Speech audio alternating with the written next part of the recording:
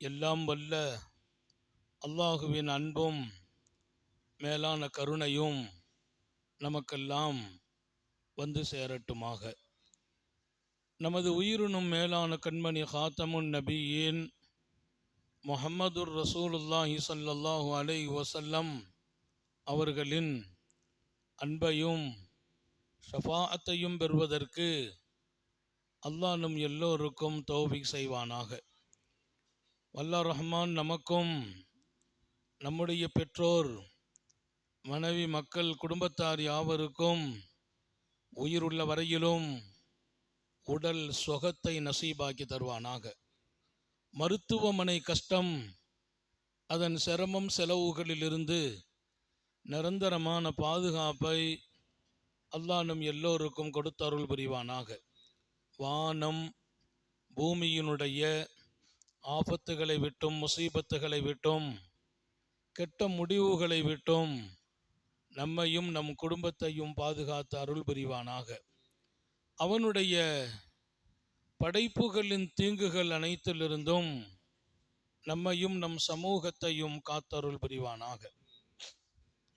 அல்லாஹுவின் எல்லையில்லா பேரருளால் ரமதானின் பரக்கத்து நிறைந்த காலம், கிட்டத்தட்ட 20 நாட்கள், 20 நோன்புகள் தடையில்லாமல், தடங்கள் இல்லாமல் பூரண சுகத்தோடு அல்லாஹ் அடைய வைத்தான்.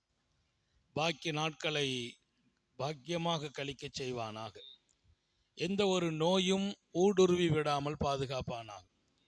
ஊரிலே அங்கங்க பரவி இருக்கிற மஞ்சக்காமாலையிலிருந்து பாதுகாப்பானாக. குழந்தைகளை பாதுகாப்பானாக. எல்லா நிலைகளிலும் ஆரோக்கியத்தோடு நம்முடைய கடைசி மூச்சு வரைக்கும் நாம், நம்முடைய குடும்பம், சமூகம் வாழச் செய்வானாக. அது பெரிய நியாமத். அல்லாஹ்ட்ட நான் கேட்கிறேன், நாங்கள் நபிகள் நாயகம், அல்லாஹ் இடத்தில் நான் கேட்கிறேன், பிரியமாக கேட்கிறேன். பெருமானார் ஸல்லல்லாஹு அலைஹி வஸல்லம் அல்லாஹ்ட்ட கேட்கிறதுங்கிறது அவருடைய வாழ்க்கை, அன்றாட நிலை. நான் பிரியமாக கேட்கிறேன், அல்லாஹுவே, மௌத்து வரையிலும் நான் ஆரோக்கியமாக வாழ வேண்டும். யார் கேட்கிறா? ஸல்லல்லாஹு அலைஹி வஸல்லம். மௌத்து வரைக்கும் ஆரோக்கியமாக இருக்கான். உடலால் உள்ளத்தால் ஆரோக்கியம். உடலால் ஆரோக்கியம் இருக்குது, உள்ள ஆரோக்கியம் இல்லை. மனசு எங்கேயாவது போய் கஷ்டப்பட்டுக்கிட்டே இருக்கும். உடல் ஆரோக்கியத்துக்கு பிரயோஜனம் இல்லை. உடல் ஆரோக்கியம் பேணப்படுவதற்கு மனசு ஆரோக்கியமாக இருக்கான். மனசு சஞ்சலப்படக்கூடாது. எனக்கு காய்ச்சல் இல்லை, நோய் இல்லை, ப்ரெஷர் இல்லை, சுகர் இல்லை, ஆனால் மனசில் ஏதோ ஒரு கஷ்டம் இருக்குது. இப்போ இவர் நோயாளி மாதிரியே இருப்பார், ஒரு வகையான பரபரப்பாட்டே வாழ்வார். பெருமானார் கேட்கிறது ஆஃபியா என்ற ஒரு வார்த்தை. ஆஃபியா என்றால் உடலால் உள்ளத்தால் ஆரோக்கியம். உடல்லையும் ஆரோக்கியம் வேணும், உள்ளத்திலையும் ஆரோக்கியம் வேணும். அதுக்கு மேல அதுக்கு விளக்கம் நம்மளால சொல்ல முடியாது. கபராளிகளை சந்திச்சு அவங்களுக்கு நம்ம துஆ செய்ய சொல்றாங்க ரசூல். வனஸ்அலுல்லாஹ தஆலா லனா வலக்கும் ஆஃபியா. மன்னரையில் போய் நின்னா நம்ம சலாம் சொல்லணும். சொல்லிட்டு கேட்கணுமா, அல்லாஹ் இடத்தில் நாங்கள் கேட்கிறோம், லனா வலக்கும் ஆஃபியா, எங்களுக்கும் உங்களுக்கும் ஆஃபியாவை கேட்கிறோம். ஆஃபியா என்ற வார்த்தையை எங்க பயன்படுத்துறாங்க? மன்னரை வாசிகள்கிட்ட. எங்களுக்கு ஆஃபியா. அப்ப இந்த ஆஃபியாவுக்கு என்ன பொருள்? நாங்க ஆரோக்கியமா இருக்கணும், அவங்களுக்கு ஆஃபியாவை கொடுங்கிறாங்க. யாருக்கு? அங்கே வாழ்பவர்களுக்கு. அவங்க எந்த இடத்திலும் நாளை மறுமையில் மன்னரையிலிருந்து எழுந்திருக்கிற போது, அவங்க போய் அல்லாஹ்வை சந்திக்கிற போது எந்த வகையான மன உளைச்சல்களோ, கஷ்டங்களோ, நெருக்கடிகள்லையோ அவங்க சிக்கிடாம பாதுகாக்கப்படுகிற வார்த்தை தான் ஆஃபியா. நமக்கும் வேணும், அங்க இருக்கிறவங்களுக்கு வேணும்னு கேட்டாங்க ஸல்லல்லாஹு அலைஹி வஸல்லம். அங்க போய் நின்று கேட்கிற போது அவங்களுக்கு கேட்கல, நமக்கு கேட்கறாங்க, அவங்களுக்கும் சேர்த்து கேட்டாங்க. அஸ்அலுல்லாஹல் ஆஃபியா லனா வலக்கும். எவ்வளவு பெரிய வார்த்தை பாருங்க. கபரிலே வாழ்கிறவர்களே, உங்களுக்கும் கேட்கிறேன், எங்களுக்கும் கேட்கிறேன், அல்லாஹ் ஆஃபியாவை கொடுக்கணும். ஆரோக்கியமா, நிம்மதியா, மகிழ்ச்சியா, உடலால் உள்ளத்தால் எந்த சங்கடங்களும் இல்லாம வாழணும். அதுதான் பெரிய நியமத்து. என்ன சொத்து இருந்தாலும், என்ன வகையான காரியங்கள் நடந்தாலும், ஆரோக்கியம் மற்றும் குன்றினால் நிறைய விஷயத்துல நம்ம லாக் ஆயிரும். நம்ம இயங்க முடிகிறது இல்லை. மனிதன் இயங்குவதற்கு சுகம் தேவை. மனிதன் இயங்குவதற்கு சுகம் தேவை. ஒருத்தர் குடும்பத்தில் சோம் இல்லாம போனா பல பேர் மன கஷ்டப்பட வேண்டிய நிலை.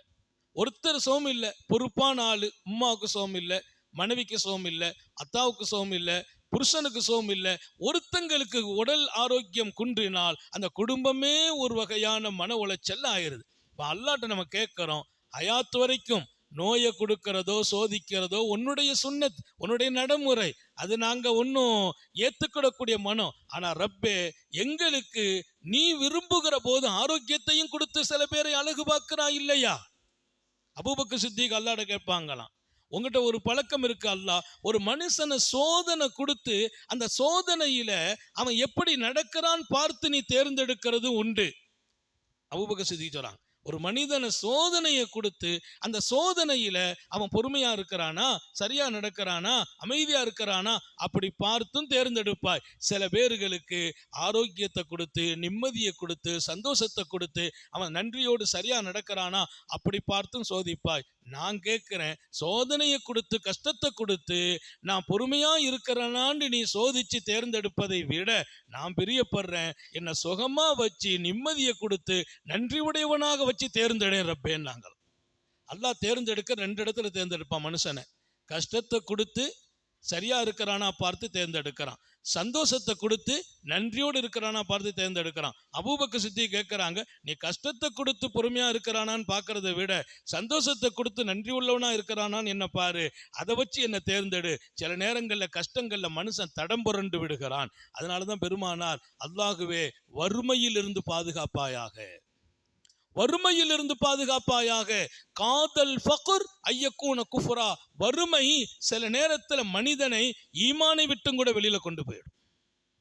வறுமை, நிறைய பேரு மனிதனின் வறுமையை பயன்படுத்தி தான் அவனை திசை திருப்புவாங்க. மதம் மாற்றங்கள் கூட பல இடங்கள்ல மனிதனுடைய வறுமையை பயன்படுத்தி, வறுமைங்கிறது குஃப்ர்ல கொண்டு விட்டுரும். மனுஷனுக்கு ஒண்ணுமே இல்லை, கடுமையான வறுமையில என்ன ஆண்டவனே நீ இருக்கிறியா இல்லையா அப்படியெல்லாம் மனுஷன் பேசிடுவான். அல்லாஹ்வை மறுக்கிற இடம் வந்துடும். அதனால பெருமானார் கேட்டாங்க, யா அல்லாஹ் வறுமையிலிருந்து பாதுகாப்பாயாக. ஏன், வறுமை சில நேரத்தில் மனிதனை உன்னை நிராகரிக்கும் இடத்துல கொண்டு விட்டு விடும். அப்ப கஷ்டத்தை கொடுத்து மனிதன் அதுல பொறுமையா இருக்கிறானான்னு பார்த்து அல்லாஹ் தேர்ந்தெடுக்கிற வாழ்க்கைங்கிறதும் இருக்குது. நீ நல்லதையே கொடுத்து, சுகத்தையே கொடுத்து, நிம்மதியை கொடுத்து, சந்தோஷத்தை கொடுத்து நாங்கள் நன்றியோடு நடக்கிறோமா, சந்தோஷமா இருக்கிறோமான்னு நீ அப்படியும் மனுஷனை தேர்ந்தெடுக்கிறட்டி எடுத்துடும், தூரமாக்கிறோம் அல்லாஹ் விட்டும். கஷ்டம் வர்றதை பல பேரால் தாங்கவும் முடியாது, உடலுடைய பலகீனம். இங்கே அருமையான ஒரு வாழ்க்கை அது. அன்னலார் அல்லாட்ட கேட்கிறாங்க, நான் கடைசி வரையிலும் ரப்பே பூரண சுகத்தோடும் ஆரோக்கியத்தோடும் நான் வாழ வேண்டும், அதற்கான தௌபீகை நீ வழங்குவாயாக. அல்லாஹ் நம்ம எல்லாருக்கும் வழங்குவானாக. பாக்கி உள்ள நாட்களும் பிரயோஜனமாக கழிய செய்வானாக. ரொம்ப முக்கியமான நாட்கள் இனி வரக்கூடிய 10 நாள் ரொம்ப முக்கியம். ஒவ்வொரு இரவும் அதிக நேரம் குர்ஆன் ஓதணும், திக்ர் செய்யணும், இங்கே அமல்களில் ஈடுபடணும். ஏன்னா இந்த இரவுகள் லைலத்துல் கத்ரை தேடுவதற்கான இரவுகள். ஏத்திகாஃபையே ரசூல் சொன்னது, நான் லைலத்துல் கத்ரை தேடி இருக்கிறேன்னு சொன்னாங்க. ஏத்திகாஃப் ரசூல் சொன்னது லைலத்துல் கத்ரை தேடி தான் இருக்கிறேன். ஒரு வருஷம் ரசூல் ஸல்லல்லாஹு அலைஹி வஸல்லம் 30 நாள் ஏத்திகாஃப் இருக்கிறாங்க. ஒரே ஒரு வருஷம் மட்டும் ஃபர்ஸ்ட்ல அதான் நடந்துச்சு. முதல் 10 நாள் இருந்தாங்க. இருந்துட்டு வெளியில வரும்போது சொன்னாங்க, நான் முதல் 10 நாள் இருந்துட்டு வந்துட்டு தலையை காட்டுறாங்க. அப்புறம் மீண்டும் அந்த 2வது 10 இருந்தாங்க. 2வது 10 முடிச்சுட்டு சஹாபாக்கள்கிட்ட சொல்றாங்க, நான் லைலத்துல் கத்ரை தேடி தான் ஏத்திகாஃப் இருந்தேன். முதல் 10ல கிடைக்கல, 2வது 10லையும் அது இல்லை. என்னிடத்துல அல்லாஹ் அவனுடைய கட்டளையை இப்போது சொல்லிவிட்டான். அவன் எனக்கு ஒரு அறிவிப்பு செய்தான். என்ன அறிவிப்புன்னா 3வது 10ல தான் இருக்குதுன்னு சொல்லிட்டான். அதனால என் கூட நீங்க யாரெல்லாம் இருக்கணுமோ இருந்து கொள்ளுங்கள் என்றார்கள் ஸல்லல்லாஹு அலைஹி வஸல்லம். முதல் 10ல இருந்தேன், லைலத்துல் கத்ர் கிடைக்கல. 2வது 10ல இருந்தேன், கிடைக்கல. 3வது 10ல இருப்பதாங்க அல்லாஹ்ட்ட இருந்து அறிவிப்பு வந்துட்டு, நீங்க என் கூட இருந்துக்கங்கன்னாங்க ரசூல். அப்படியானால் லைலத்துல் கத்ரே நோக்கம். ஏத்திகாஃபுக்கு வரக்கூடியவங்க, ஏத்திகாஃபு ஒரு சூழ்நிலை முடியல, வீட்டில் இருக்கிறீங்க, அந்த இரவுகளை ஹயாத்தாக்குங்க. இரவுகள் அமலால் ஹயாத் ஆகட்டும். எல்லா இடங்கள்லையும் இப்போ பள்ளிவாசல்களில் இரவு தொழுகையை உண்டாக்கி இருக்கிறாங்க. கியாமுல் லைல், அதில் போய் கலந்து கொள்ளுங்கள். ஒரு 10 நிமிடம் 20 நிமிடம் எவ்வளவு நேரம் கிடைக்குமோ, லைலத்துல் கத்ர்ல ஒருத்தர் அந்த புனித நேரத்துக்கு நேர்பட்டுட்டாருன்னா அவர் தலைவிதியே மாறி போயிடுது. கிட்டத்தட்ட தன்னுடைய லைஃப்ல இதுவரைக்கும் செய்ய முடியாத வணக்கத்தை செய்ததாக எழுதப்பட்டு விடுகிறார். 1000 மாதங்கள் என்பது லேசானதா? ஹைரும் மின்னல் பிஷகர்னு அல்லாஹ் அல்லவா குரான்ல சொல்றான். அப்ப 1000 மாசம் கன்ஃபார்ம். அதுல சந்தேகப்பட்ட ஈமான் இல்லை. குரான்ல அது 1000 மாசம் நான் நன்மை செய்தா என்ன கிடைக்கும் அந்த கூலி. 1000 மாசம் இல்லை, மின் அல்வி ஷகர், 1000 மாதத்தை விடவும். அது பெருமக்கள் எழுதுறாங்க. அது எவ்வளவு யாருக்கும் தெரியாது. 1000 மாதத்தை விடவும், 1000 மாதம் சொல்லல, 1000 மாதம் வணக்கம் செய்த கூலின்னு சொல்லல, 1000 மாசத்தை விட கூடுதல் அப்படிங்கிறான் அல்லாஹ். அந்த கூடுதல் எவ்வளவு அல்லாஹ்வுக்கு தான் தெரியுங்கிறான். அந்த கூடுதல் எவ்வளவு? அப்ப லைலத்துல் கத்ர் கிடைச்சிச்சு, வருஷத்துல ஒரு லைலத்துல் கத்ர் கிடைச்சிச்சுன்னா நம்ம எவ்வளவு பெரிய பாக்கியம். ஒரு 10 வருஷம் ஏத்திகாப் இருக்கிறோம், 10 வருஷம் எப்படியாவது லைலத்துல் கத்ர் கிடைச்சிரும். ஏன்னா அந்த 10 கடைசி 10ங்கிறத டிக்ளேர் பண்றாங்கல்ல ஒரு ஹதீஸ்ல. அதிகமான நேரத்தில் ரசூல் கடைசி 10 தான் சொல்றாங்க. அதனாலதான் இன்னைக்கு ஏத்திகாப் இருக்கிறது. முதல் 10ல சுன்னத்து முஅக்கதா அல்ல, 2வது 10ல சுன்னத்து முஅக்கதா அல்ல. இருக்கலாம் விருப்பம் உள்ளவங்க. சுன்னத்து முஅக்கதா கட்டாயமான சுன்னத் கடைசி 10ல இருக்கிறது. கட்டாயமான சுன்னத். பெண்களுக்கு ஒரு பெரிய வாய்ப்பு, வீட்டில் ஏத்திகாப் இருக்கலாம். வீட்டில் உட்காந்துட்டு அவங்க ஒரு இடத்தை தேர்ந்தெடுக்கணும், தொழுகிற மாதிரி ஒரு இடம். அந்த இடத்துல உட்காந்து அமல் செய்யணும், திக்ர் செய்யணும், குரான் ஓதணும், படுக்கலாம். வேலைகளை கூட பிள்ளைங்களை வச்சு அந்த செய்யுமா இது செய்யுமா இது செய்யுமா, அந்த வேலையும் நடக்கும், ஏத்திகாப்பும் கிடைக்கும். அதனால தாய்மார்கள் கூட இந்த சுன்னத்தை பாதுகாக்கக்கூடிய இடத்துக்கு நீங்க வரணும். அல்லாஹ் நம்ம எல்லாருக்கும் தௌபீக் செய்வானாக. லைலத்துல் கத்ரை கிடைக்க பெறணும், அதுதான் இங்கே நோக்கம். கிட்டத்தட்ட நம்ம வாழ்க்கையில் ஒரு 30 ரமதான் கிடைச்சி, 30 ரமதான் லைலத்துல் கத்ரை மிஸ் பண்ணிட்டா ராத்திரி பூரா தூங்கி கழிச்சிடக்கூடாது இல்லையா? இரவு ஹயாத் ஆகணும். அதனால இங்கே இன்ஷா அல்லாஹ் இன்னைக்கு நம்ம துவக்குவோம். ராத்திரி 10 நாளுமே சரியா 10:30 மணிக்கு திக்ர் மஜ்லிஸ் ஆரம்பிச்சிருவோம். 10 நாளும் திக்ர் மஜ்லிஸ் ராத்திரி 10:30 மணி. இங்க ராத்திரி வந்தால் பகல் மாதிரி தான் இருக்கும். 10:30 மணிக்கு ஆரம்பிச்சு 12 மணி 12:30 மணி ஆகும். திக்ரு துவா எல்லாம் நடக்கும். ஒற்றைப்படை இரவுகளில் தஸ்பீ தொழுகை நடந்துடும். 10:30 மணிக்கு தஸ்பீ தொழுகை ஒற்றைப்படை இரவுகளில். அப்புறம் திக்ர் மஜ்லிஸ், அப்புறம் துவா. இது எல்லாமே நோக்கம் என்ன? கொஞ்சம் அந்த இரவு எந்த இப்போ நமக்கு இங்க ஒற்றைப்படை, அங்க ரெட்டப்படை, அங்க ஒத்தப்படை, இங்க ரெட்டப்படை, அப்படியெல்லாம் மாறி வருது. 10 நாளும் இருக்கிற போது எந்த நாள் லைலத்துல் கத்ரோ அந்த நாள் நமக்கு நசீபாயிடுதா இல்லையா? அது அல்லாஹ்வுடைய பேரருள். அப்ப அமலோடு ஹயாத் ஆயிடும். ராத்திரி 10:30 மணிக்கு மேல அந்த புனிதமான நேரம் வந்துருது. முதல் பகுதி, 2வது மத்தி பகுதிங்கிறாங்க. மத்தி பகுதி 6 to 10, 10 to 2, 2 to மீண்டும் 6. அப்ப அந்த 10 மணில இருந்து நம்ம என்ன செய்துடுறோம்? அமல்களை துவைக்கிறோம். அப்புறம் கொஞ்ச நேரம் தூங்குறோம். அப்புறம் கடைசி பகுதி 3 மணிக்கு 2வது தஹஜ்ஜத்தை துவைக்கிறோம். அப்போ ஒரு நல்ல காலம். அதனால இன்ஷா அல்லாஹ் முடிந்த வரைக்கும் வாலிபர்கள், பெண்கள், ஆண்கள் எல்லாருமே சொல்றேன், மிஸ் பண்ணிட வேண்டாம். நிறைய வேலை இருக்கும், அலுப்பு இருக்கும். எல்லாத்தையும் கடந்துதான் இந்த மாசத்தில் நான் லைலத்துல் கத்ரை அடைய வேண்டும். அதற்கான நல்ல தௌபீகை அல்லாஹ் வழங்குவானாக. அந்த இரவுகளை இபாதத்தோடு கழிக்கணும். குறைந்த நேரமா இருந்தாலும் எந்த இரவும் இபாதத்து விடப்பட்டு விடக்கூடாது என்பதில் மிகுந்த கவனம். பெருமானார் ஸல்லல்லாஹு அலைஹி வஸல்லம் அது கடைசி 10ல் இருப்பதாக எனக்கு அறிவிப்பு வந்திருக்கிறது, என் கூட இருக்கிறவங்க இருந்து கொள்ளுங்கள் என்கிறார்கள். சஹாபாக்கள் பல பேர் ஏத்திகாப் இருக்கிறாங்க. ஹயாத் வரைக்கும் பெருமானார் விடாத ஒரு அமலாகவே ஏத்திகாப் கருதப்படுது. அதனால இன்ஷா அல்லாஹ் இங்கே உங்களுக்கெல்லாம் நாம் மீண்டும் அழைப்பு தருகிறோம். ஏத்திகாப்பை பாதுகாத்து விடுங்கள். நிறைய பேருக்கு கோரிக்கைகள்லாம் இருக்கும், பிரச்சனைகள் இருக்கும், நோய் இருக்கும், சிக்கல்கள் இருக்கும். அதெல்லாம் தீர்வதற்கு ஏத்திகாப்பு நியத்து வச்சு உட்கார்ந்துரும். அல்லாஹ்வுக்காக நம்ம அங்கே உட்கார்ந்து துவா செய்தா ஏத்திகாப்பை விட்டு வெளியில் வர்ற போது இன்ஷா அல்லாஹ் நம்ம பிரச்சனைக்கும் அல்லாஹ் தீர்வை கொடுத்துட்றான். எவ்வளோ பேர் எத்தனையோ நாட்டத்தோடு வந்து உட்கார்ந்தாங்க. அந்த நாட்டமெல்லாம் அல்லாஹ் நிறைவேற்றி தான் வைக்கிறான். எனக்குமே ஒவ்வொரு ஆண்டும் எத்திகாப் முடிகிற போது நம்முடைய ஹலாலான ஹாஜத்துகள் அல்லாஹ் நிறைவேற்றி கொண்டே இருக்கிறான். அதில் எந்த மாற்றமும் இல்லை. அல்லாஹ் அவனுடைய இல்லத்தில் உட்கார்ந்து அவனுக்காக நேரம் கொடுக்கிறோம். இங்கே உட்கார்ந்து ஏத்திகாப்பில் தூங்கினாலும் பரக்கத்தான். ஏத்திகாப்பெல்லாம் காலையில் பிள்ளைங்க ராத்திரி முடிச்சிட்டு இருப்பாங்க, ஒரு 10:30 வரைக்கும் தூங்குவாங்க, 11 வரைக்கும் தூங்குவாங்க. ரொம்ப போராடுறது இல்லை. ஏன்னா ஏத்திகாப்பில் தூக்கமும் இபாதத்துன்னு எழுதுறாங்க. நோன்பாளியின் தூக்கம் இபாதத், அது ஏத்திகாப்புல உள்ள தூக்கம் இபாதத். அப்போ பகல் நேரங்களில் கொஞ்சம் தூங்க டைம் கொடுக்குறோம், ராத்திரி நேரம் ஹயாத் ஆகிறது. நீங்கள் அங்கே வந்து பார்க்கலாம், அங்கே 12 மணிக்கு அமலை முடிச்சிருவோம். அப்புறம் 12 மணிக்கு மேலே வெளியில் பார்த்தீங்கன்னா வெளிப்பள்ளியில் ஒரு 10, 30, 40, 50 பேர் குரான் ஓதிட்டே இருப்பாங்க. இது வரைக்கும் சகர் வரைக்கும் ஓதுறாங்க. எல்லாம் கூட ஏற்பாடு, அது ஒரு ஆர்வம். இன்னைக்கெல்லாம் இளைஞர்கள் ரொம்ப இபாதத்தில் மூழ்கி இருக்கிறாங்க. இந்த அமல்களை எல்லாம் அல்லாஹ் தன் அருளால் கபூல் செய்வானாக. ரொம்ப உயர்ந்த எண்ணங்களோடு நாம் அல்லாஹோடு நடக்க வேண்டும், அடியார்களோடு நடக்க வேண்டும். நபிகள் நாயகம் ஸல்லல்லாஹு அலைஹி வஸல்லம். இன்றைக்கு பாடம் மிக முக்கியமானது. ஈயாக்கும் உல்லன், மக்களே நான் உங்களை எச்சரிக்கிறேன்.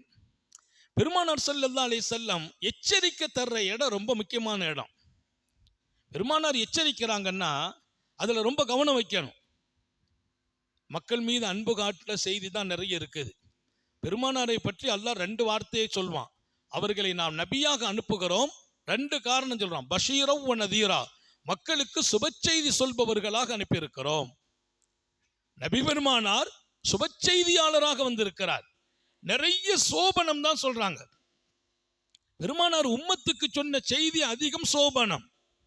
உங்க வாழ்க்கையில நலவு வேணுமா, நிம்மதி வேணுமா, சந்தோஷம் வேணுமா, அல்லாஹ்வுடைய ரசூல் சொல்லிக்கொண்டே இருக்கிறார்கள். சொர்க்கத்திற்கான வழியை சொல்கிறார்கள், அல்லாஹ்வின் அன்பை அடைய வழியை சொல்கிறார்கள், மக்களின் துஆவை பெறுகிற வழி, சோபனம் சொல்லிட்டே இருப்பாங்க. 2வது பகுதி எச்சரிக்கையும் செய்வார்கள். இந்த எச்சரிக்கைங்கிறது ரொம்ப முக்கியமானது. பெருமானாருடைய 2 சிபத்து, ஒன்னு சுப செய்தி சொல்பவர்கள், இன்னொன்னு நதீர். இன்னா அர்சல்நாக ஷாஹிதன் வ முபஷ்ஷிரன் வ நதீரா, உங்களை பஷாரத்துடையவர்களாக சோபனம் சொல்பவர்களாக அனுப்பினோம், அச்சமூட்டி எச்சரிக்கக்கூடியவர்களாகவும் அனுப்பினோம். அல்லாஹ் முதல்ல சோபனம் தான் சொன்னான். ஏன்னா நபி அவங்களுக்கு அதுதான் பிரியம். மக்களை வந்து ரொம்ப பயங்காட்டுறதே இல்லை. மக்களை எப்பவுமே ஆர்வப்படுத்தி உற்சாகப்படுத்தி, ஒருத்தர் கொஞ்சம் சோர்வாதுன்னா அவரை சோர்வை விட்டு தூக்கி விட்டு அல்லாஹ் மேல நம்பிக்கை வைப்பாண்டு அந்த சோபனத்தை சொல்லியே உண்டாக்குறது. பயங்காட்டி உருவாக்குறது ரொம்ப குறைவு. அவர் 2வது பகுதி அச்சமூட்டி எச்சரிக்கையும் செய்யணும், அதையும் செய்யறாங்க. எங்க எச்சரிக்கை செய்யறாங்க அது ரொம்ப முக்கியம். அந்த வகையில் ஈயாக்கும், உங்களை எச்சரிக்கிறேன். எதை விட்டு எச்சரிக்கிறாங்க? ஒல்லன், யாரின் மீதும் யூகம் தப்பான எண்ணம் கொள்வதை விட்டும் எச்சரிக்கிறேன். யாரின் மீதும் யூகம் வரக்கூடாது. நம்ம ஒருத்தங்க நெருங்கி இருப்போம், அழகா பழகுவோம், நெருப்பமா இருப்போம், அவங்க துவாவை ஆதரவிப்போம். திடீர்னு மனசுல அவங்க பேர்ல ஒரு எண்ணம் வரும். ஷைத்தானுடைய பெரிய ஊசலாட்டம் அது. ஏன்னா அவங்க துவாவில் இருந்துகிட்டே இருப்போம். அந்த எண்ணத்தால் அவங்க துவாவுக்கு நமக்குள்ள கனெக்ஷன் கட் ஆயிடும். ஒருத்தர் துவா செய்யறாரு மூமின்களுக்கெல்லாம், இவர் அவரை பத்தி தப்பா நினைக்கிறாரு. அப்ப இவருக்கும் அவருக்குள்ள அந்த லிங்க் கட் ஆகுது. அந்த நல்ல துவா நசீப் இல்லாம போகுது. எச்சரிக்கைங்கிறது ரசூல் எங்க கொடுக்கறாங்க? ஈயாக்கும் உல்லன், யூகம் வர வேண்டாம், யாரின் மீதும் தப்பான எண்ணம் வரக்கூடாது. அது ரொம்ப டேஞ்சர். இதுலதான் நிறைய பேரு மாட்டிக்கொள்கிறோம். மனைவியின் மீது நல்ல எண்ணம் பல பேருக்கு இல்லை, தப்பான யூகம். அப்படி இருப்பாங்களோ, இப்படி இருப்பாங்களோ, யார்கிட்ட பேசுனாங்க, எங்க பேசுறாங்க, எப்ப பேசுனாங்க, அது ஒரு வகையான அந்த நெருடல். இவர் நிம்மதியும் காணாக்கிடும், இவர் நிம்மதியும் சேர்ந்து போயிடும். நான் பெண்களுக்கும் சொல்கிறேன், யாரின் மீதும் தப்பான எண்ணம் கொள்ளக்கூடாது, யாரையும் யூகிக்க கூடாது. அப்படி இருப்பாரா? அவசியம் இல்லை. ஒலா தஜஸ்ஸஸுங்கறான் அல்லாஹ். நீ யார் விஷயத்திலும் துருவி பார்க்காதே. அவர் எப்படி இருக்கிறார், அவருடைய பர்சனல் லைஃபை பார்க்க வேண்டிய அவசியம் உனக்கு இல்லையே. அல்லாஹ் சொல்ற வார்த்தை, உனக்கு அவசியம் இல்லையே. அவருடைய சொந்த வாழ்க்கையில நீ ஏன் குறுக்கிடுகிறாய்? அவர் எப்படியும் இருக்கட்டும், அவர் எப்படியும் இருக்கட்டும். தனி வாழ்க்கையில் அவர் தவறை செய்யட்டும், அதை பார்க்கும் தேவை உனக்கு இல்லை. ஹஜ்ரத் உமர் ரலியல்லாஹு அன்ஹு பெருமானார் போய் ஒருத்தரை பார்க்கறாங்க.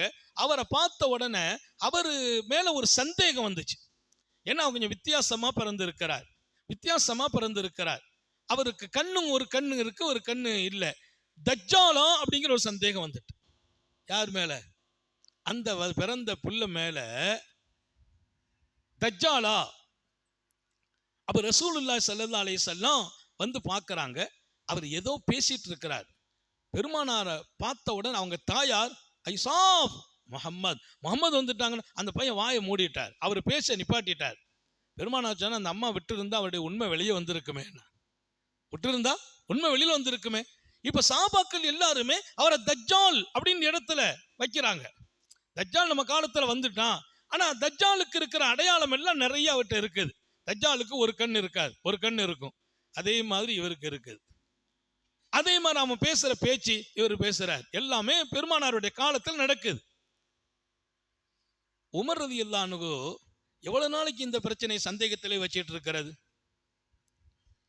நாயகமே நீங்க அனுமதி கொடுங்க, கியாமத்து வரைக்கும் அவனை வச்சு பாடுபடுத்தி அவன் கியாமத்துல மக்களை வந்து உருட்டி புரட்டி நாமும் வருது இல்ல, நான் என் ஹயாத்தில் அவனை முடிச்சிடுறேன்னாங்க. யாரு? அது நல்ல வேலை தான். அது தஜ்ஜாலுங்கிற பிரச்சனை இல்லாம போயிடுமே, நான் முடிச்சிடுறேன்னாங்க. ஹஸரத் ரசூல் ஸல்லல்லாஹு அலைஹி வஸல்லம் அவன் தஜ்ஜாலா என்கிற எண்ணம் இருக்குது, அது வேற. ஆனால் அவனை கொல்லுகிற பவர் உங்களுக்கு இல்லைன்னாங்க.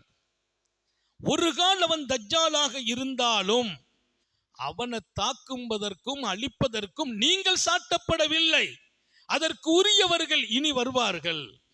தஜ்ஜாலை கொல்றது ஈசா நபி. பெருமானாருடைய ஹதீஸ், அவன் தஜ்ஜாலாக இருந்தாலும் அதற்கான பொறுப்பாளர் நீங்கள் அல்ல. அவன் தஜ்ஜாலா இல்லை என்றால் அவனை கொன்னதுல என்ன பிரயோஜனம் கேட்டான். அதனால அவனா தஜ்ஜாலா இருப்பானாங்கிற எண்ணம் இருக்குதே தவிர அவன் விஷயத்துல போய் நீங்க ஏன் முடிவெடுக்கிறீங்க? முடிவெடுக்கிற அதிகாரம் உங்களுக்கு இல்லை அப்படின்னு பெருமானார் உமர் ரலியல்லாஹு அன்ஹு கண்டிக்கிறாங்க. அதுக்கு சொன்ன வார்த்தை ரெண்டு தான். அவன் அப்படி இருந்தா, அவன் தஜ்ஜாலா இருந்தா அதுக்குள்ள ஆள் வேலை இருக்கிறாங்க. தஜ்ஜாலா இல்லையா, அவனுக்கும் அல்லாஹ்வுக்கும் உள்ளது, நமக்கு இப்போ அவன் தலையிட வேண்டிய தேவை இல்லையே.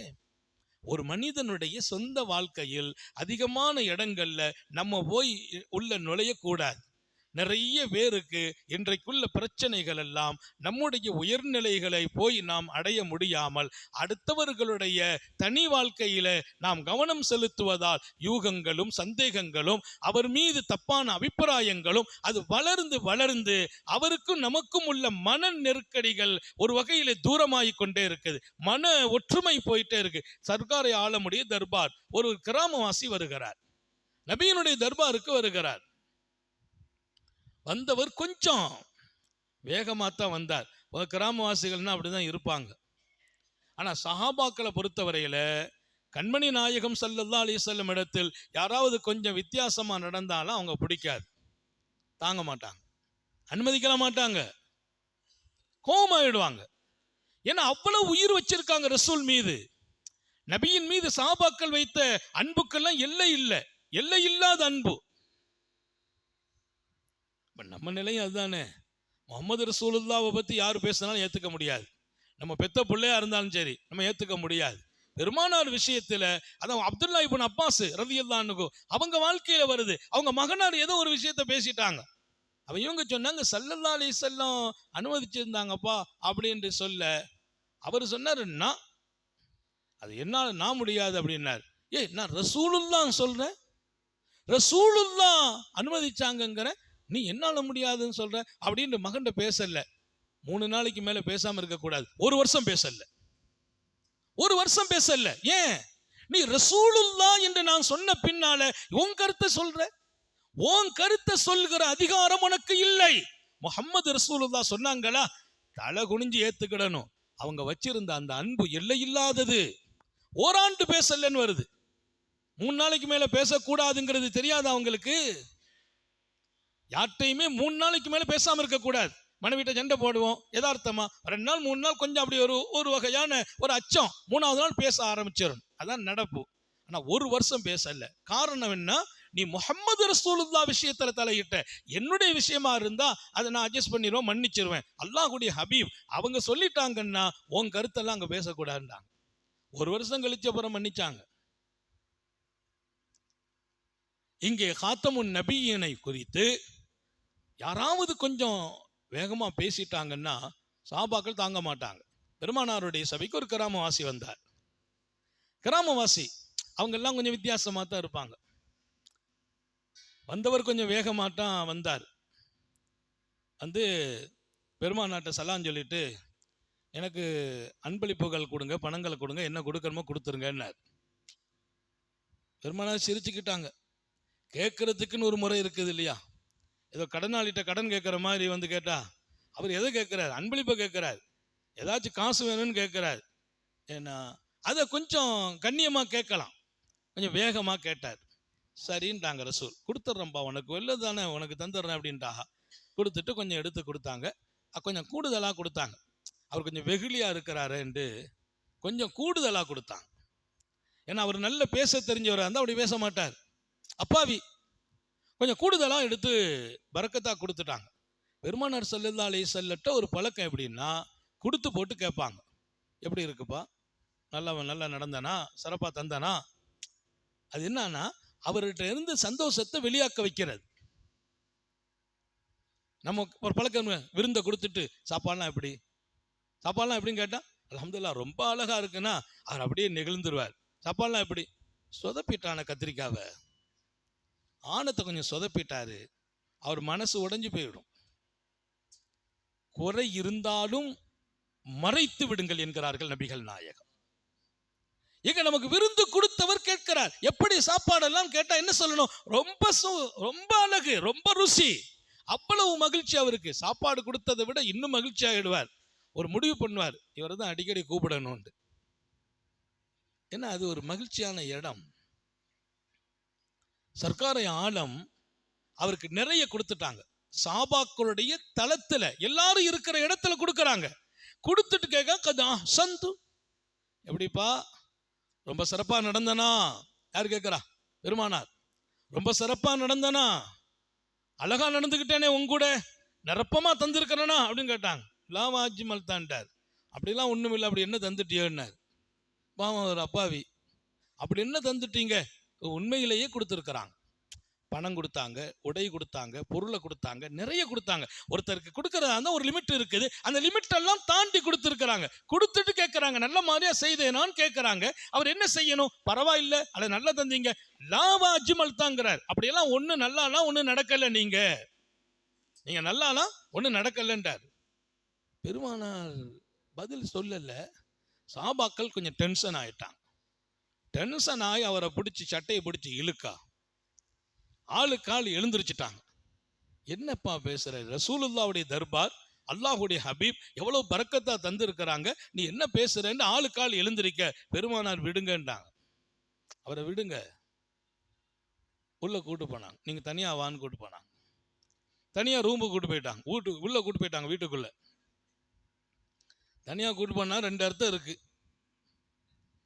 தனியா கூட்டு போனா ஒன்னு கொஞ்சம் கவனிப்பாங்க, அல்லது வேற மாதிரியா கவனிப்பாங்க. உள்ள கூட்டு போயிட்டாங்க ரசூல். உள்ள கூட்டு போய் என்ன கொடுக்க முடியும்? மனுஷன் எப்பந்தான் திருப்திப்படுவான்? சில பேருக்கு என்ன கொடுத்தாலும் திருப்தி வராது, என்னத்தை கொடுத்தாலும் திருப்தி வராது. அதை கொடுத்து எதுவும் திருப்தி வராது. கேட்பார், அல்லாஹ் ஒரு வீடு கிடைச்சிட்டா போதும் ரப்பே, குடியிருக்க ஒரு வீடெல்லாம் கிடைச்சிரும். அஜார் எப்படி இருக்கிறீங்க? வீடு கிடைச்சிருக்கு, ஒரு மாடி கட்டணும் பார். அல்ஹம்துலில்லாஹ், அது நியாயம்தான். மாடி கட்டி நான் பின்னால திறப்புலாம் முடிஞ்சிட்டேன், ஹஜ்ஜார் எல்லாம் முடிஞ்சிட்டான், என் பிள்ளைக்கு மட்டும் ஒரு வீடு வாங்கி கொடுக்கணும் பார். மனுஷனை பெருமானார் சொன்னாங்க இல்லையா, மனிதனின் ஆசையை கபரின் மண்ணை தவிர வேறு யாராலும் அடக்க முடியாது. மனுஷனுடைய ஆசை அடங்குவது மண்ணுக்குள்ளே. நாங்க அல்லாஹ் நம்முடைய ஆசையை கட்டுப்படுத்தி வைப்பானாக. பொருந்திக்கணும் இல்லையா? லிமிட் தானே, நிரப்பமா கொடுத்துட்டான் அல்லாஹ். சாபாக்கள்கிட்ட ரசூல் ஸல்லல்லாஹு அலைஹி வஸல்லம் அவர்கிட்ட கேட்கிறாங்க, அப்படிலாம் ஒன்றும் இல்லை, நல்லாவே கொடுக்கல என்றால் உள்ள கூட்டு போய் கொடுக்கறாங்க. இவர் எதை கொடுத்தா சரியாகுவார், எவ்வளவு கொடுத்தா திருப்தி அடைவார்? அப்படி பார்த்து பார்த்து பல வகையான உடைகள், பொருள்கள், அது இது. ரசூலுடைய கசானா பெரியது, ஆனா ஏழை. பெருமானார் ஏழையா வாழ்றாங்க, அவங்க கசானா மிக பெரியது. நினைச்சா கொடுப்பாங்க, கொடுத்தா அதுக்கு நிகரா யாரும் கொடுக்க முடியாது. அதான் அல்லாஹ்வுடைய நபி சொன்னாங்கல்ல, உஹது மலை கூட நான் நினைச்சா தங்கமாக்க முடியும். அது ஒரு பெரிய நுபுவத்தினுடைய வேலை. அது ரெண்டாவது, உள்ள கூட்டு போய் எல்லாத்தையும் எடுத்து கொண்டு சேர்த்து அடுக்கி உடைகள், அது இது, பணத்தை வச்சு திரும்ப கொடுத்தாங்க. கொடுத்துட்டு, என்னப்பா நல்லா சிறப்பா நடந்தனான்னு கேட்டாங்க. அசந்தவா ஜிமல் தான், அப்படி இப்படி. நீங்க உங்களை மாதிரி யாரு கொடுக்க முடியும்? என்ன இவ்வளவு கொடுத்துட்டீங்க, எவ்வளவு திருப்தி ஆயிட்டு, ரொம்ப ரொம்ப அழகு அப்படின்ட்டு அவர் நிறைய வர்ணித்தார். பெருமானார் மகிழ்ச்சி ஆகி சிரிச்சிட்டாங்க. சிரிச்சு சொன்னாங்க, ஒண்ணும் இல்லை, தோழர்கள்லாம் போயிட்டாங்க, அவங்க இருந்திருந்தா நல்லா இருக்கும். அவங்களுக்கு முன்னால நீ ஒண்ணுமே நல்லா நடக்கலன்னு சொன்னில்ல, அவங்க எல்லாம் உன் மேல வருத்தமா போறாங்க. அதோட உன் பேர்ல ஒரு தப்பான எண்ணத்துல போயிட்டாங்க. இந்த மனுஷன் எப்பவும் பொருந்திக்கிட மாட்டானே அப்படின்னு எண்ணத்துல போயிருக்கிறாங்க. அது எனக்கு விருப்பம் இல்லப்பா. பாருங்க, ஒருவர் மீது, ஒரு கிராமவாசியின் மீது ஒரு தப்பான எண்ணம் நடக்கிற மாதிரி அவர் நடந்திருக்கிறார். அந்த எண்ணத்தை கூட நான் அனுமதிக்கலங்கிறாங்க. அவங்க மீண்டும் உன் மேல நல்ல எண்ணம் கொள்ளணும், அதனால எனக்கு நீ ஒரு ஹெல்ப் பண்ணணும். நான் பண்றேன், நாளைக்கு நீ வரணும். வர்றேன் யார சொல்லலாம். அவங்க சபையில வந்து நான் அவங்க எல்லாம் இருக்கும்போது வரணும். நான் கேட்பேன், எப்படிப்பா நல்ல மாதிரியா நடந்தனான்னு கேட்பேன். அப்ப நீ இப்ப சொன்ன பதில சொல்லணும். நான் எப்படி நான் கேட்பேன், நல்ல மாதிரியாக நடந்தேனா, நீ என்ன சொல்லணும்? இப்ப நமக்கெல்லாம் இதை பார்த்தா எப்படி தெரியுது? நபியுமா இப்படி புகழ விரும்பல, அவர் பேரை காப்பாத்துறாங்க, அவர் பேர்ல நல்லெண்ணத்தை உண்டாக்குகிறார்கள். அப்ப நம்ம மனசுல ஒரு உயர்நிலைகளை வச்சு எல்லாரையுமே பார்க்க ஆரம்பிக்கணும். அவங்க யாராவது மட்டும் சொல்லுவாங்க, அவர்லாம் அப்படி ஆள் இல்லை, விடுப்பா பேசாது, அதனாலதான் புறம். அடுத்தவங்களுடைய பற்றி யாராவது நம்மகிட்ட தப்பா சொல்ல வந்தா ஸ்டாப் பண்ணணும். ஏன்? அது புறம். பேசுபவரும் கேட்பவரும் சமம். பேசுபவருடைய நன்மை அழியும், கேட்பவரின் நன்மையும் அழியும். அல்லாஹ் நம்ம எல்லாரையும் பாதுகாப்பானாக. எனவே இன்றைக்கு வாசிக்கப்பட்ட சிறப்பான ஹதீஸ் நம்முடைய எச்சரிக்கை ரசூல் தந்திருக்கிறார்கள். எதிலே? எண்ணங்கள், யூகங்கள் யாரின் மீதும் வளர்க்காதீர்கள், யாரையும் தப்பான எண்ணங்கள் கொண்டு பார்க்காதீர்கள். இப்ப ரசூலுல்லாஹ் சொல்றாங்க, நாளைக்கு நீ வருவியா? வந்துடுறேன். வந்தா நான் கேட்கிற கேள்விக்கு நீ பதில் இப்ப சொன்ன மாதிரி சொல்லணும்டா. மறுநாள் அவர் வந்துட்டாரு. சுபஹானல்லாஹ். சபையில உட்கார்ந்து இருக்கிறார் சர்க்காரை ஆலம் ஸல்லல்லாஹு அலைஹி வஸல்லம், எல்லா சஹாபாக்களும். அவர் வந்த உடனே சஹாபாக்களுக்கெல்லாம் ஒரு மாதிரி ஆயிடுச்சு. பல நாள் வந்திருக்க மாதிரி தெரியுது, இன்னைக்கு என்ன குழப்பம் பண்ண போறாரு தெரியலையே அப்படின்னு அவங்க நினைக்க, ரசூலுல்லாஹ் அவரை கூப்பிட்டாங்க. என்னப்பா நான் எப்படி நடந்துகிட்டேன்னு கேட்கிறாங்க. அதே கேள்வி. அவர் சொன்னார், ரொம்ப அழகு, தங்களை மாதிரி எல்லாம் உலகத்துல கொடுக்கறதுக்கு ஆளே இல்லைன்றார். உங்களை மாதிரி துன்யாவில் யாரும் கொடுக்க முடியாது, தங்களை போல் இவ்வளவு அழகாக யாராலும் நடக்க முடியாது. யா ரசூலல்லாஹ், ரொம்ப ரொம்ப சிறப்பா நடந்தீர்கள். உடனே சாபாக்கிட்ட, பாத்தீங்களா நேத்து நீங்க எல்லாம் போயிட்டீங்க, நான் ரூம்ல கூட்டு திரும்ப கொஞ்சம் கொடுத்தேன், அவர் ரொம்ப நெகிழ்ந்துட்டார், இவ்வளவு பாராட்டினார், அதனாலதான் அவரை மீண்டும் வர வச்சேன். ஏன்னா நீங்க அவர் மேல தப்பான எண்ணத்துல போயிருக்கீங்களே, உங்களுக்கும் அவருக்கு ஒரு உதாரணம் நான் சொல்லட்டுமா? மக்களை கொஞ்சம் கவனிங்க. உங்களுக்கு அவருக்கு ஒரு உதாரணம் சொல்லட்டுமா? ஒருத்தருடைய ஒட்டகம் அடம் பிடிச்சிச்சு, அந்த ஒட்டகம் விரண்டு ஓடிட்டு இருக்கு. ஒட்டகம் அடம் பிடிச்சு ஓடும் போது அங்க உள்ளவங்க எல்லாருமே பிடிங்க பிடிங்க பிடிங்க பிடிங்கன்னு ஆளுக்கு ஆளு பின்னால ஓட ஓட ஓட அது ஓட்டம் தான் கூடுச்சு. 10 பேர் விரட்டி பிடிக்கதான் போறாங்க. எப்படி போவாங்க எல்லாரும்? ஒரு மாடு களையுதுன்னா களையிற மாட்டை பிடிக்கிறதுக்கான வழி இருக்குது. எல்லாரும் பின்னால போய் அது இன்னும் ஸ்பீடை கூட்டுது, இன்னும் முரண்டு பிடிச்சிச்சு. அந்த ஒட்டகத்தின் உரிமையாளர் வந்தார். எல்லாரும் விடுங்கப்பா, நான் பார்த்துக்கிறேன் அப்படின்னார். அவர் ஓடல, அது நின்றுச்சு. இவர் மெதுவா போனார், பக்கத்துல போனார், மெதுவா அப்படின்னு அதுக்கு சுவையான வார்த்தையை சொல்வதை போல அப்படி பக்கத்துல போய் கீழே போய் நின்று லேசா அப்படி தடை விட்டால் அது நின்றுச்சு, பிடித்து கொண்டார். இப்போ அந்த ஒட்டகத்தை அவர் வரவில்லை என்றால் இவங்க எல்லாரும் சேர்ந்து பிடிச்சு கொடுப்பாங்களான்னா பிடிச்சு கொடுக்க மாட்டாங்க. இவங்க விரட்ட விரட்ட அது மிரளத்தான் செய்யும். அதுபோல் இவர், நீங்க எல்லாரும் அவர் மேல கோபப்பட்டு நீங்க இப்போ விட்டீங்கன்னா இவர் அல்லாஹ் ரசூலை விட்டுமே தூரமா போயிருப்பார். இப்ப நான் என்ன பண்ணேன்? அவரை மீண்டும் சரியான இடத்துக்கு கொண்டு வரணும். அவர் ஒட்டகத்தின் உரிமையாளர் எப்படி அதை தடைவு கொடுத்து அதை சமாதானப்படுத்தி தன் வசப்படுத்தினாரோ அதே போல் இவருடைய எண்ணத்தை நான் சரியாக்கினேன் என்றார்கள் நபிகள் நாயகம் ஸல்லல்லாஹு அலைஹி வஸல்லம். ஒரு அழகிய பாடம். எனவே இந்த உலகம் அல்லாஹ் நமக்கு ஆள்வதற்கு தந்திருக்கிறான். இது பல்வகை சுவை கொண்ட உலகம். பலதரப்பட்ட மக்களோடு பழகுகிறோம். உயர்ந்தவர்களோடும் பழகுவோம், சாதாரண மக்களோடும் பழகுவோம், குடும்பத்தோடு பழகுறோம், பிள்ளைகளோடு பழகுறோம். இந்த பழக்க வழக்கங்களில் யாரின் மீதும் நமது அபிப்பிராயங்கள் மாத்திரம் கெட்டு போக வேண்டாம். அல்லாஹ் திருக்குர்ஆன் ஷரீஃபிலும் இதை எச்சரிக்கிறான். நீங்கள் எண்ணங்களை மாத்திரம் மாசுபட வைத்து விடாதீர்கள் என்கிறான். வஜ்தனிபு கஸீரம் மினல் ظن இன்ன பஅத பாதல் லன்னி இஸ்முன், விசுவாசிகளே நீங்கள் அதிகமாக யாரின் மீதும் தப்பான எண்ணங்கள் கொள்வதை தவிர்த்து விடுங்கள், தவிர்த்து கொள்ளுங்கள். ஏனென்றால் இன்ன பாதல் லன்னி இஸ்முன், சில யூகமும் எண்ணமும் அது உங்களை பாவத்தில் ஆழ்த்திவிடும் என்று அல்லாஹ் சொன்னான். இது குர்ஆனும் சொல்கிறது. சில எண்ணத்தால பாவி ஆயிடுவீங்க. நம்ம தப்பெல்லாம் பண்ணல, எண்ணம் தான் கொண்டோம். அந்த எண்ணத்தை உங்களை பாவி ஆக்கிடும். ஏன்? உயர்ந்தவங்களை போய் தப்பான எண்ணம் நீங்க கொள்ளும் போது அது பாவத்தை கொடுத்து விடுமா? இல்லையா? இது ஒரு பெரிய வாழ்க்கை. அதனால இங்கே உங்களுடைய கவனத்தில் பெருமானார் ஸல்லல்லாஹு அலைஹி வஸல்லம் சுப செய்தியை சொன்னதை போல் எச்சரிக்கை தருகிறார்கள். எச்சரிக்கை விஷயத்தில் நாம் கவனம் செலுத்த வேண்டும். முழுக்க முழுக்க யூகங்கள் யார் மீதும் வளர்க்காதீர்கள். ஒரு கணவன் மனைவி மீது யூகத்தை வளர்க்கக்கூடாது, மனைவி கணவன் மீது யூகங்களை வளர்க்கக்கூடாது, நண்பர்கள் மீது வளர்க்கக்கூடாது, நம்முடைய ஆசிரியர்கள் மீது யூகங்கள் வளர்ந்துடக்கூடாது, நம்மை வார்த்தெடுத்து உருவாக்குற பெரியார்கள் மீது தவறான எண்ணங்கள் வளர்ந்து விடக்கூடாது. அந்த எண்ணங்கள் எல்லாம் நம்முடைய உயர்வை வளர்ச்சியை தடுக்கும். அவங்க அப்படியே தான் இருப்பாங்க. நம்ம தப்பான நினைச்சதுனால அவங்க ஏதாச்சும் குறைய போறாங்களா? அவங்க குறையல, அதனுடைய விபரீதம் நம்மை பாதிக்கிறது. இது ரொம்ப கவனத்தில் எடுக்க வேண்டும் என்கிற செய்தியை இன்று ஆழமாக இந்த சபையில் நான் பதிவு செய்கிறேன். எல்லாம் அல்ல அல்லாஹ் அந்த மாதிரி எண்ணங்களில் காலத்திற்கும் நாம் மாசுபட்டு விடாமல் பாதுகாப்பானாக. அப்படி ஒரு எண்ணம் வந்தா நான் என்ன பண்ணணும்னு கேட்டாங்க. ஒரு ஆள் மேல தப்பான எண்ணம் வருது, நான் என்ன பண்ணணும்? அஸ்தக்ஃபிருல்லாஹ்னு சொல்ல, அல்லாஹ் என்ன மன்னிச்சிரு, நான் தகுதி இல்லாதவன் தப்பான எண்ணம் அவங்க பேர்ல வந்துட்டு என்ன நீ மன்னிச்சிரு, நான் தகுதி, எனக்கு என்ன தகுதி இன்னொருவரை தப்பாக நினைப்பதற்கு? அந்த தகுதி நமக்கு இல்லையே. யாரையும் தப்பா நினைக்கிறதுக்கு நமக்கு தகுதி இருக்கா? இல்ல. ஏன்?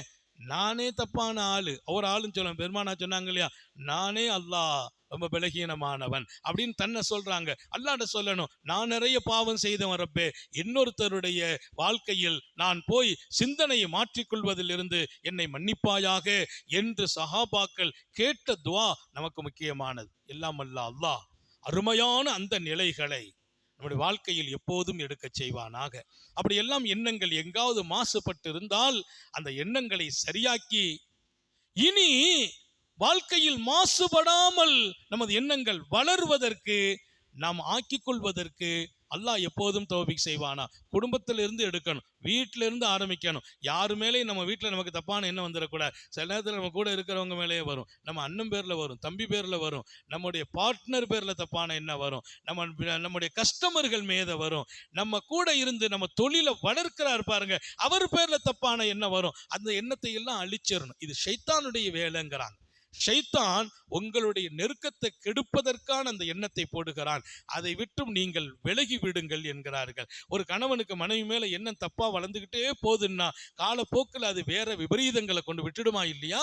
அது ஷைத்தானின் சூழ்ச்சி என்கிறார்கள். எல்லாம் அல்லாஹ் அப்படியான நிலைகள் நம்முடைய வாழ்க்கையில் எந்த சந்தர்ப்பங்களிலும் எந்த சூழல்களிலும் வந்து விடாமல் அவன் பேர் அருள் கொண்டு பாதுகாப்பானாக. நம்முடைய ஹயாத்திலே பறக்க செய்வானாக, சுகத்திலே பறக்க செய்வானாக, ஈமானிலே பறக்க செய்வானாக. அவன் பொருந்து கொண்ட வாழ்க்கை நீங்களும் நானும் வாழச் செய்வானாக. மூச்சு பிரிகிற வரையிலும் வாழ்க்கையில் படுக்கையில் விழுந்து விடாமல் பாதுகாப்பானாக. யாருக்கும் சுமையாகி விடாமல் பாதுகாப்பானாக. பிரஷரோ கொலஸ்ட்ராலோ சுகரோ நம்மை முடக்கி விடாமல் பாதுகாப்பானாக. எந்த நோய்கள் மனிதனை பலவீனப்படுத்துமோ அந்த நோயிலிருந்து பாதுகாப்பானாக. கேன்சர் போன்ற நோயிலிருந்து நம்மையும் நமது குடும்பத்தையும் பாதுகாப்பானாக. மஞ்சள் காமாலையிலிருந்து பாதுகாப்பானாக.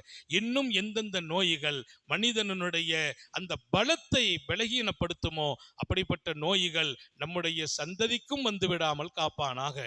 நீண்ட நெடிய நாட்கள் நோய் நொடிகள் இல்லாமல் உடல் ஆரோக்கியத்தோடு மன நிறைவோடு இன்பத்தோடு அல்லாஹுவை நின்று வணங்கி வழிபட்டு வாழும் நசீபையும் பாக்கியத்தையும் எல்லாம் அல்லாஹ் உங்களுக்கும் எனக்கும் நம்மை ஈன்றெடுத்த தாய் தந்தையர்களுக்கும் நமது மனைவி மக்கள் உற்றார் உறவினர் யாவருக்கும் கொடுத்தருள் புரிவானாக. நமது உயிரினும் மேலான கண்மணி ஹாத்தமுன் நபியின் சர்க்காரே ஆலம் சுந்தர நபிகள் ஸல்லல்லாஹு அலைஹி வஸல்லம் அவர்களை கனவிலும் நனவிலும் கண்டுகளிக்கும் பெரும் பாக்கியத்தை அல்லாஹ் நம் எல்லோருக்கும் கொடுத்தருள் புரிவானாக என்ற நல்ல துஆக்களோடு உங்கள் எல்லோருடைய துஆவை ஆதரவு வைத்து என் வார்த்தைகளை நிறைவுபடுத்துகிறேன். வாஹிரு தஅவானா அனில் ஹம்துலில்லாஹி ரப்பில் ஆலமீன். அஸ்ஸலாமு அலைக்கும் வரஹ்மத்துல்லாஹி வபரகாத்துஹு. இன்ஷா அல்லாஹ் இன்று இரவு 10:30 மணிக்கு இங்கே அமல்கள் துவக்கம். எத்திகாபில் இருக்கிறவங்களுக்கு மட்டுமல்ல, வெளியிலிருந்தும் அந்த மக்கள் வர்றாங்க. எல்லோருக்குமாக அந்த வணக்கத்தில் எல்லாரும் கலந்து கொள்ளலாம். 10:30 மணிக்கு துவக்கம்.